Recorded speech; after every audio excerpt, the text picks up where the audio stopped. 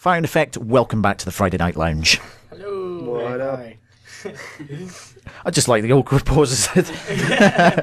So we're all getting a bit professionally psyched up then for the competition. Is that why you're so tense? Yes, Yeah. definitely. I think that's... Each moment is intense training. Intense. Of mind. When you're not doing your Jacko dances, that is. Yeah. Or dealing with your pimping business. If you don't know what we're on about, listen to our October interview, which you can listen to at fridaynightlounge.podbean.com.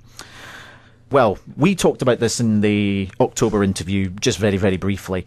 Last time you entered was 2 years ago, and you didn't get through because there was a lot of travelling difficulties. So, is this unfinished business?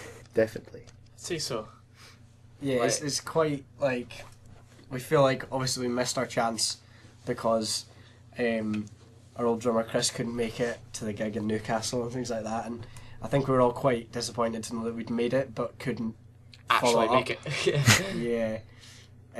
So I think this time it's going to be better organised, and hopefully we can actually put a bit more effort in and get where we need to be, really. Now, going through it a second time, you obviously know what to expect now. So do you feel you're better prepared, and do you feel it's going to be hard to prove yourself again to try and match and improve on the high level that you performed 2 years ago? I think we kind of, in a way, we know a little bit what to expect, but it's obviously totally different in so many other ways as well, because the competition's getting bigger and bigger each year. Mm-hmm. So, you know, there's all sorts of new aspects to it and stuff now.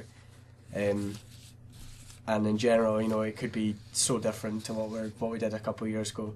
Yeah. So just talk us through what happened in the audition that you did last Saturday in Edinburgh. It was quite nerving actually, even though we'd done it before.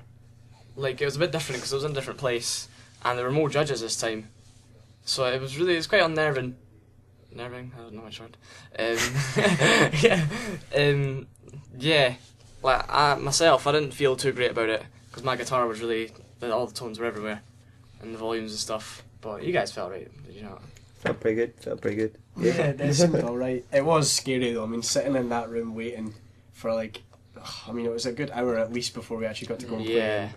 Like, yeah, it was pretty scary. Yeah, you told me on the phone just last night that the wait was supposed to be 15 minutes, and it was actually 45. That must have been the most stressful wait of your life. It was quite horrible, because it's not as if we had anything to do. We were just sitting there taking turns on this seat because there's only room for 3 of us, so one of us had to lean against the radiator. So that's all we done for 45 minutes. So basically it turned into silent musical chairs then. Yeah. Yep. It was just a case of like, you know, oh, that's been 20 minutes now, surely we'll get to know any minute now, and like, I really want to go out and get some fresh air or like go to the toilet or something, but it's, you know, like I don't want to leave in case we just find out about it, you know, like, it was pretty tense. And when the moment came that the guy came through to tell you whether or not you got through or not, did you actually think you were going to get through, or was it a case of you thought you were going to get told to go home? I thought it was going to be bad news at first, because like he came through, like called our name and like another band's name as well, so I was expecting him to just say, "Oh, sorry guys, you didn't get through this year," but obviously he didn't. It was the way he started it when he came in and went, "Are y'all having a good day?" Obviously there was like a good few hundred people sitting in this room, and it was it was a case of every time the guy came out, everyone went quiet, and he would just be like say us for example, like fire and effect, we're like, "Oh, we're here." Just come over and be like, "Sorry guys, you not made it through," and like everyone gets to see you, and you're like, walk of shame. so embarrassing. So we were like pretty terrified, but it was nice that we actually did get through, and we got to see everyone else as well, and all their faces being like, "Oh man, wish that was us." Like, it was good. It was nice. You were the youngest, nearly. Yeah, There were a couple of younger bands, but like they were really odd styles and stuff. Like, So- they were quite into their metal. So so they all thought that you were being the sort of slightly different one, that you should have been knocked out easily. Kind of, I guess so. Yeah, You could say that. It was quite funny because obviously we were in the same position when we were still waiting to play, or when we were still waiting on our results, and like he would come through and tell another band that they'd got through, and you're like, "Oh man, I wish we just knew." Yeah, like I kind of just wish we could get it over with. So when we could see everyone else's face being like so jealous of them right now, it was pretty awesome. Like, Pretty awesome, but it must have been pretty awkward as well with all the sort of jealous scorns. nah, we hugged right there. Yeah. In front of everyone. No shame at all. That's all. compared to 2 years ago, do you think the competition's got a lot tougher? Definitely. Yeah. Yeah. I think as more folk hear about it, more folk tell their friends about it. So obviously, the more bands that are there, the more competition there is. Like, one way to see how it's expanding was that 2 years ago there wasn't even an Edinburgh like audition. There was just Glasgow. Obviously now, you know, they've got the Glasgow stage and the Edinburgh, both of which, like, I mean, I believe the Glasgow auditions are today, so they're happening as we speak, which is quite scary because that could have been us today doing that. Yeah, that's weird. Obviously, so, you know, now there's, instead of just Glasgow being packed, and they've now got Edinburgh packed and Glasgow. Just looking at some of the feedback from that audition, they said that you had good vocals, but you guys needed to tighten up. Do you think that's a fair criticism, and how difficult it is to tighten up the pace, if you like? I think the comment was put in like kind of because it was like a rushed kind of thing. You go in, plug in, and play straight away. You get no time to check your levels, volumes, or anything. So I think with a proper sound check and stuff, they'd have been more than happy. I suppose the acoustics of that room as well were quite. It was horrible. mental. Yeah, it was really boomy and reverby, and it was just not good. But also I guess we could tighten up, couldn't we? So Yeah, but I mean, folk will always be able room to for watch. improvement. Folk will be able to watch the audition we did on YouTube. And Which will be going up, which is we get more more views of the video we get, the more chance of winning a prize we get. So Right, okay, so we'll do that. We'll put a link to that on FridayNightLounge.podbean.com. But I bet but the best prize has got to be the £100,000 prize of getting the record contract. That'd be good. Magic. It sounded a bit wrong there, Aaron, to be honest. The radio's great. You can actually paint pictures. Just look at my Donny Dingo and Ray interview from the Christmas Lounge, and you can tell that for sure. So you did eventually get into the final, which I'll say on behalf of Radio West Fife and myself and the Friday Night Lounge that well done, guys. Thank you very much. So what's the battle plan for the regional final? Kill everyone else. That'd be a good start. Eliminate the competition. yeah. Like, just find some sort of Cut their cunning guitar way strings. so that we're the only band in it. So I take it it'll be kill everyone else and bribe the judges. Is that the sort of battle plan that you're looking at? Yeah. One or the other, dedefinitely. we have no option. Yeah. It's our I only suppose option. if we kill everyone else, we're not going to bribe the judges for their only option. So But now, seriously, guys, what have you got in mind to win the heart of the audience and the judges? We've got something. It's Check up our sleeves. undisclosed at the moment, right. but like there's something in the pipeworks there. We're Yes. working on it. We're going to be spending quite a bit of time getting ready for it. And We've talked about some of the other acts as well, that they've got more weird and, as you put it, more weird and odder sort of styles. What would you say makes you stand out from the rest of the competition, in your opinion? We are the best. No more than that. No, I think it's the fact that, like, compared to a lot of the competition, we're quite young still, but I think, quite, like, personally, we have our own style in a way. You know, we kind of make up a lot of it ourselves, and basically I think it's quite a modern, upbeat, happy style, and like I think we do play well together as a band, and hopefully they'll see that we've obviously put a lot of work into it, and like really worked hard at it. So In a sentence, guys, why should you win the regional final and go to the national final at the O2? Well, we really have no option. I think because we really want it so much, yeah, prepared to work at it. totally. I think it's all fair to say that we pretty much give quite a lot just to get something out of this. Tough questions over and done with, so you can relax now. We're going to move briefly on to your new EP. Now, in October, you did mention that you were writing a new EP. And how's that coming along? I'd say, well, we've got a few cracking tunes to go on that. Obviously with a couple more to be still written, but at the moment it's going pretty well. There's some pretty good ideas on there. Yeah.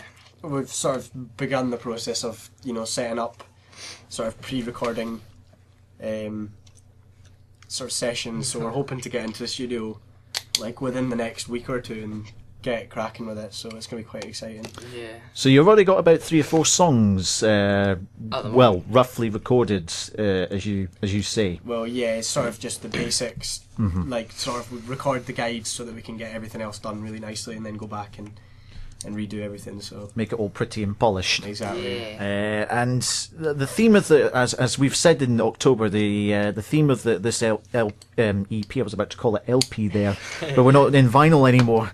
See, this is how far back my mind works. The EP is more of a summery sort of theme, and it's apparently a lot more upbeat than the last one. So we're going to have songs about barricading from zombies and nuclear bombs, like you told me in the cafe this morning. That was a strange dream, I'm not gonna lie. It was a weird one. No, I don't know. I feel personally it's quite a lot more upbeat. I don't know what these guys think, but I mean, so far the songs that we have, I feel, are a lot more bright and There's a bit more variety in the songs. yeah. Yeah, I think we discussed that last time, how the new ones were going to be a bit like wider variety, like within the one song kind of thing, instead of just in 4 chords. I mean, like, yeah, Delved we've into got more there's a lot of ideas like and rhythms. And a lot of tricky guitar parts and stuff, and like just A lot more it's going to be a musical. lot, yeah. It's Technical more variety. technically musically challenging. And although you haven't set a release date of this, I know I'm going to press you for again for this one. When roughly do you think the EP will come out? I Roughly. would probably say late summer. Nah, that's awesome. We want to really obviously take our time on it, and when it goes out, obviously I think we'd all like to be 100% happy with it. Yeah. So yeah, I would say late summer is a good sort of estimate, because that's what a good year after the last one came out. That's a fair target, and at least if we have a target, Totally. then we're kind of Yeah. pushes us to get it On done the road. a bit quicker. Yeah. Just in case you haven't noticed already on the Friday Night Lounge, I'm Matthew Hansen, and I'm speaking to Fire and Effect for a little chat as they've got through to the live and unsigned competition, regional finals that are happening on the Saturday the 19th of March, and they're just coming in for a wee chat about that, their EP, and, well, we've got a new member. Introduce yourself. I'm Callum. I play drums now. Play drums. So, why get Callum into Fire and Effect? What stood out for you guys? Stash and good looks. Yeah, Charm. Say. that hair. Basically, the backup man to Aaron, then. Where are we going at? Stealing my thunder. Not at all. I wouldn't do that to you. It's dangerous territory. No, I think it was just, I don't know, it just fitted really well. Yeah, like at the time with everything going on, it was just like our only option. So You're making it sound as if he's like a reject in a bunch of toys. Thanks. No, not at all. We just, I can't remember. The first time I kind of met Callum was last summer, when we all just decided to go and jump off the pier in Aberdeen, As you do. just go for a swim. And Callum was there, and like I didn't even know he played drums until his brother mentioned it, and I was like, well, why not? Let's see what happens. And like, honestly, like first kind of, like after we lost Chris and stuff, it was the first kind of idea for someone else. And like, I mean, we had one band practice with you, and then headlined a gig at Tower House, and it went perfectly. It was like honestly one of the best gigs we've actually played. Like in terms of the preparation we actually had for it, and I don't think any of us could actually quite believe how well it went. And Yeah. just since then it's been like, I don't know, it's been so much fun. So before we go off air and talk about your dream about zombies and nuclear bombs at the Eiffel Tower, you've got a couple of gigs coming up. You've got one coming up, I believe, next week, and on the 22nd of March. So could you give us a brief taster of what to expect? best thing you've ever heard in your life. It's a revelation. We actually do this thing on stage now where we actually do a ritual and we open up a new dimension, and from that dimension it's just magic. So what's the ritual then? Is it a moon dance or is it the moonwalk? Or- Well, Oh, you'd have to come. You'd have to come to- to find out. I think. Yeah, Find the to the really true feel experience. feel it. It's more synchronized between us three. Callum, I guess, but he's sitting down behind us, looking at us from behind, as he likes to do. He's kind of the And- push and power of the whole thing. Yeah, he's our back. He's got the incantation to read while we do. For some reason, motions. for some reason, when you were mentioning this ritual, I just thought of the word Scientology. I don't know why. I mean, Tom Cruise is one of our biggest fans, so Would only be fair. So yeah, if they want to experience this ritual and amongst other things, where and well, we obviously know when. So where and in terms of time, when can we see these gigs? Well, the one on the 22nd of March is with our good friend Sidetracked, and that was kind of the more planned one. This one coming up on the 15th is more kind of last minute, and we're really kind of just aiming to try and promote the Live and Unsigned as much as we can for this particular gig, and maybe see if we can get some tickets sold and stuff like that. But yeah, I mean, it'll be about doors about 7 o'clock-ish, usual at PJ's Dunfermline. Usual. 7, half 7-ish. And hopefully we'll have one or two cheeky new songs. Mm-hmm. Yeah. Fine Effect, thank you very much for coming. Thank you for having us. Thanks again. Pleasure. Thank you. That's good.